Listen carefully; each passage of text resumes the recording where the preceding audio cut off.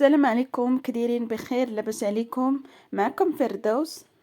اليوم جبت لكم واحد الوصفه، طريقه سهله دغيا كتوجد 5 دقائق.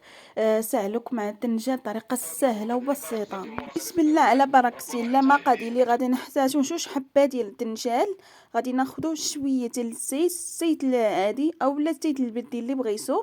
وغادي ناخدو لاطه ديال الفران، وغادي ندهنو بالزيت والشيته. بهذه الطريقه ندهنو في الدنجال الزيت باش تحمر الفران باش يطيب.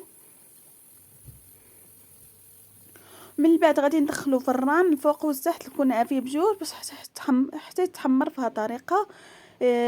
بحال تكون الداخل تكون طايبه مزيان. كنحيد فوق القشره ديالو.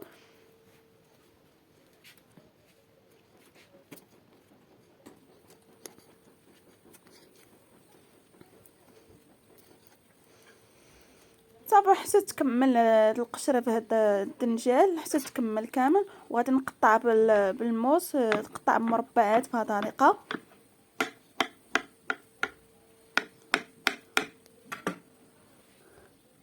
من بعد غادي ناخذ مقله، غادي ندير شويه ديال الزيت، ضروري شويه الزيت البلديه باش يعطينا واحد المذاق ديالها. وغادي ندير الدنجال، غادي ندير معلقه صغيره عامره ديال الكمون، نص معلقه صغيره ديال البصار، وغادي ندير شويه ديال الثومه، تقريبا 2 حبات ديال الثومه محكوكه اولا مقطعه.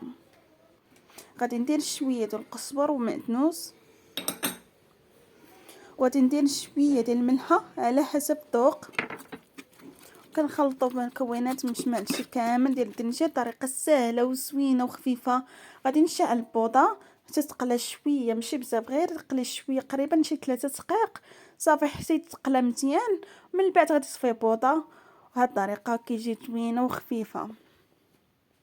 وفي النهاية كطلب منكم مرة أخرى باش تعاونوني في تطويرات قناة بالضغط على زر الإعجاب والمتابعة باش نمشي قدام وتحقق نتائج إيجابية.